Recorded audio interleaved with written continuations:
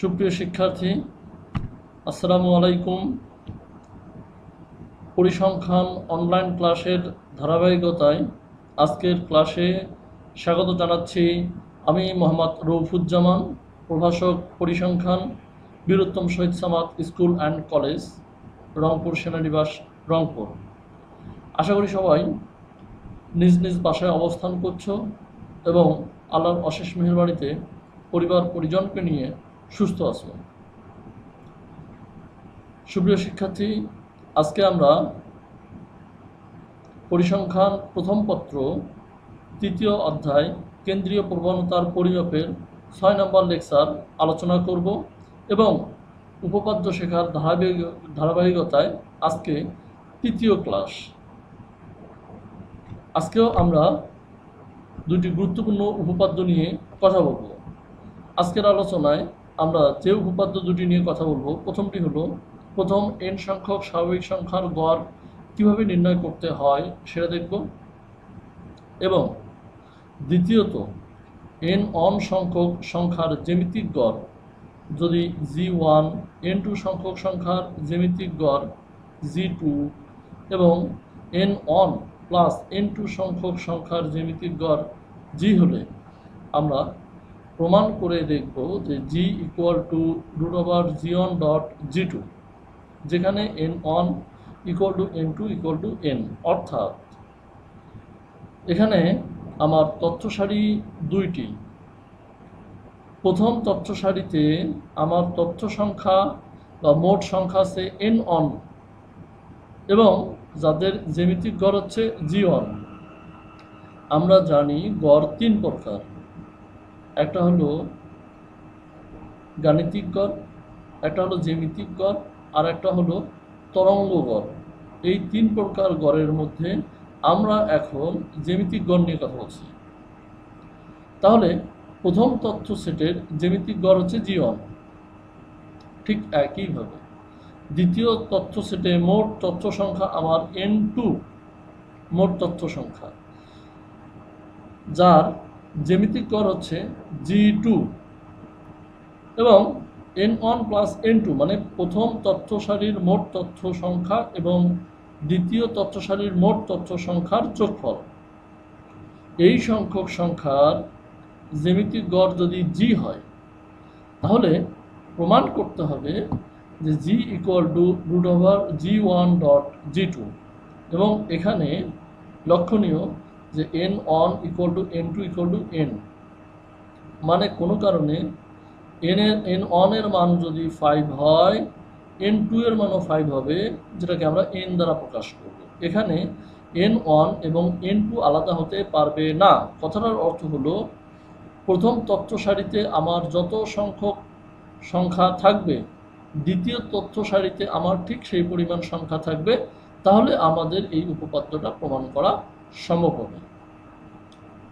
আমরা শুরুতেই দেখব যে প্রথম n সংখ্যক স্বাভাবিক সংখ্যার গড় কিভাবে নির্ণয় করতে হয়।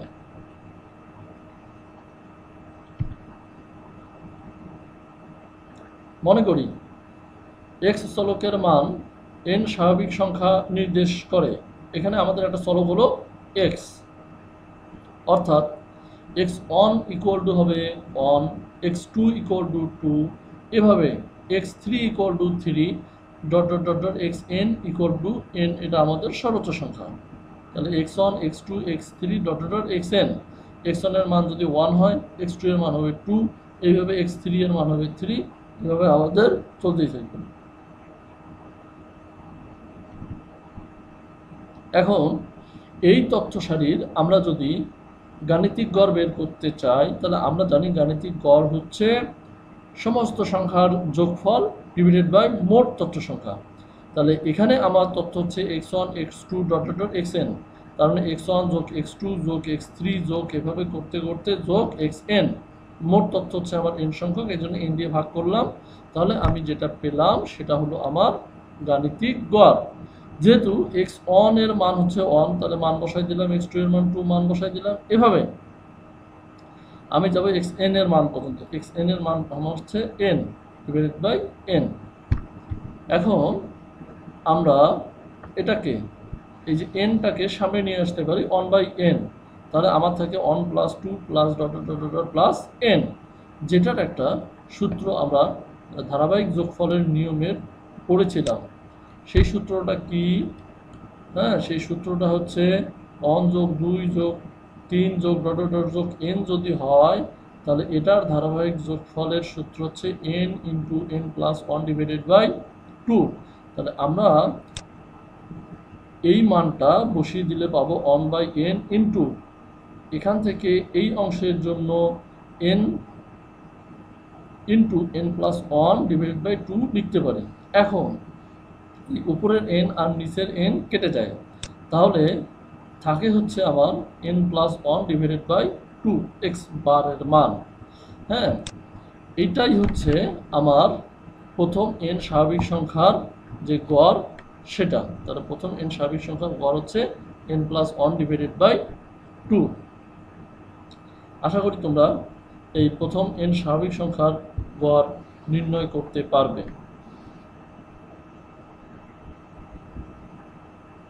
এখন আমরা পরবর্তী উপপাদ্যটি প্রমাণ করার চেষ্টা করব।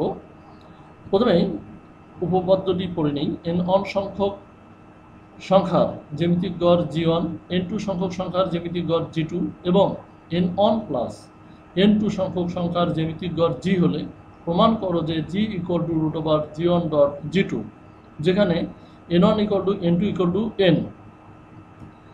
এখানে একটু আগে যে আলোচনাগুলো আমি করেছিলাম যে তথ্য সারি কয়টি, এখানে 2টি। প্রথম তথ্য সারিতে তথ্য সংখ্যা কত? n1। দ্বিতীয় তথ্য সারিতে তথ্য সংখ্যা কত? n2। প্রথম তথ্য সারির জ্যামিতিক গড় কত? g1। দ্বিতীয় তথ্য সারির জ্যামিতিক গড় g2। এখন এখানে কন্ডিশন হচ্ছে n1 এবং n2 সমান হবে, অর্থাৎ n1 এর মান যদি 10 হয়, n2 এর মানও 10 হবে, যেটাকে আমরা শুধু n দিয়ে প্রকাশ করতে পারি। এখন উপপাদ্যের প্রমাণে চলে যাই। যে মনে করি কোনো চলক x এর n1 সংখ্যক অশূন্য ধনাত্মক মান, অশূন্য অর্থাৎ এই চলকের মান শূন্য হতে পারবে না, এবং ধনাত্মক অর্থাৎ ঋণাত্মক হতে পারবে না, অর্থাৎ এর মান 1 থেকে শুরু করে এর উপরে হবে। শূন্য হতে পারবে না, শূন্যর নিচে কোনো ঋণাত্মক সংখ্যা হতে পারবে না। তাহলে মানসমূহ কি? x1, x2, xn1 এবং উহাদের জ্যামিতিক গড় g1 যদি হয়, তাহলে জ্যামিতিক গড়ের সূত্র অনুসারে আমরা পাই g1 = x1.x2.x3 এভাবে চলতে চলতে ডট xn1 হোল স্কোয়ার ও হোল দিয়ে, মানে পুরোটাতে ব্র্যাকেট দিয়ে 1/n1, স্কোয়ার না, এটা হবে 1/n1। হ্যাঁ, যেটাকে আমরা আর একটু যদি বর্ধিত করি তাহলে লিখতে পারি x1.x2.xn 1/n, কেননা আমাদের এই n1 এর মান হচ্ছে n এর সমান। এখানে আমরা বলে দিচ্ছি n1 = n2 = n। হ্যাঁ, তাহলে n1 = যদি n হয়, তাহলে এই n1 এর জায়গায় আমরা সহজে n লিখতে পারি, আর এখানে যা আছে তাই। ওকে, এটাকে দিলাম আমি 1 নাম্বার সমীকরণ। অপরদিকে আরেকটি চলক ধরি y, যেটা n2 সংখ্যক অশূন্য ধনাত্মক মান y1, y2 dot dot dot yn2 এবং উহাদের জ্যামিতিক গড় যদি g2 হয়, তাহলে g2 এর মান হবে আমার y1.y2 dot dot dot yn2 bracket 1/n2। এটা দেখতে হুবহু আগেরটার মতোই, শুধু চলকের পরিবর্তন, একটাতে ছিল x চলক আর একটাতে y চলক। তাহলে এই সমীকরণকে আমরা এভাবে লিখতে পারি y1.y2.yn, এটা হবে 1/n, কেননা n2 এর মান n এর সমান। এই যে এখানে লিখে দিছি n2 = n। এটা আমাদের 2 নাম্বার সমীকরণ। এখন আমরা দেখব যে সমন্বিত, অর্থাৎ n1 + n2 = n1 এর মানও n, n2 এর মানও n, n + n = 2n। এই সংখ্যক সংখ্যার জ্যামিতিক গড় যদি g হয়, তাহলে g কি হবে? এই যে প্রথম তথ্য সারির সমস্ত তথ্যের গুণফল x1.x2. এবং সেটার সাথে গুণ করতে হবে y1 y2 dot dot yn। তাহলে মোট এখানে তথ্য আছে কত 2n, তার মানে আমাদের পাওয়ার দিতে হবে 1/2n, 1/2 মোট তথ্য সংখ্যা। এটা যদি 1/n হয় তাহলে মোট তথ্য সংখ্যা এখানে যদি 2n হয় তাহলে 1/2n হবে। এটা হলো আমাদের কি 2n সংখ্যক সংখ্যার জ্যামিতিক গড়। এখন আমরা এই সূত্রটা পেলাম, এটা পূর্বের পৃষ্ঠা থেকে এখানে নিয়ে আসা। হ্যাঁ, এরপরে আমরা এটাকে স্কোয়ার করব, উভয় পাশে বর্গ করব। তাহলে আমি জাস্ট একটা থার্ড ব্র্যাকেট দিয়ে উভয় পাশে বর্গ করে দিয়েছি, জি স্কোয়ার ইকুয়াল টু এটা। এখন পরের লাইনটা খেয়াল করি, এখানে আমার যা আছে তাই আছে, এখানেও যা আছে তাই আছে। এই 2 আর এই যে উপরের 2 কেটে গিয়ে থাকলো 1/n, এটা একটু মনে রাখতে হবে। হ্যাঁ, আর ভিতরে যা ছিল তাই আছে। এখন পরে দেখো এখানে 1/n আলাদা আলাদা করে আমি এক্স চলকের জন্য উপরে একবার দিলাম, ওয়াই এর জন্য উপরে একবার দিলাম, দুইবার ভাগ করে নিলাম। ওকে, তাহলে x1 x2 dot dot xn 1/n, এটার সূত্র হচ্ছে আমার কি g1, আর এই অংশটুকু হচ্ছে g2 সমীকরণ 1 ও 2 ব্যবহার করে। হ্যাঁ, সমীকরণ 1-এ কী ছিল আমরা যদি দেখতে চাই আগের স্লাইডে, এই যে এটা ছিল আমার সমীকরণ 1, মানে g1 এর মান হচ্ছে এই যে এটা, g2 এর মান হচ্ছে এটা। আমি এখান থেকে এটা লিখতে পারি যে সমীকরণ 1 ও 2 এর সাহায্যে x1 dot x2 dot dot xn 1/n equal to g1 dot, এখানেও dot, y1 dot y2 dot dot yn 1/n এর মান হচ্ছে g2। এটা সমীকরণ 1 ও 2 ব্যবহার করে আমরা লিখতে পারি। অতএব এখন আমি যদি এই স্কোয়ারটা বাম পাশ থেকে ডান পাশে নিয়ে যাই তাহলে স্কোয়ারটা কি হবে, স্কোয়ারটা এরকম রুট হয়ে যাবে। হ্যাঁ, অতএব g equal to root over g1 dot g2। এটাই আমাদের প্রমাণের বিষয় ছিল। আমরা যেটা প্রমাণ করতে চেয়েছি উপপাদ্য 2-এ সেটা প্রমাণিত হয়েছে।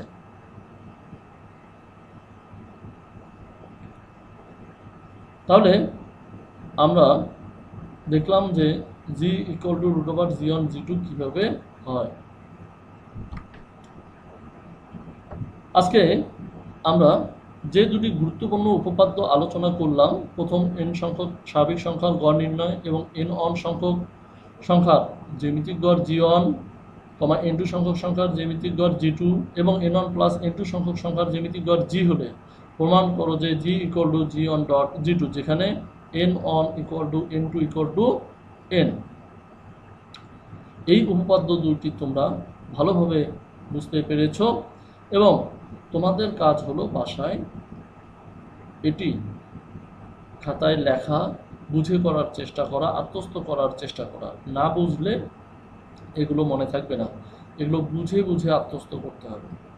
তোমাদের বুঝতে যদি কোথাও প্রবলেম হয়ে থাকে তাহলে তোমরা অবশ্যই আমাকে জানাবে।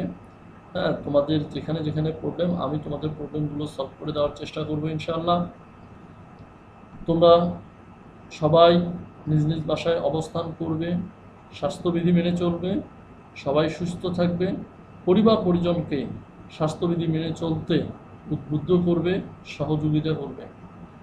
দেখা হবে আবার আগামী ক্লাসে, কথা হবে আগামী ক্লাসে। সে পর্যন্ত সবাইকে ধন্যবাদ।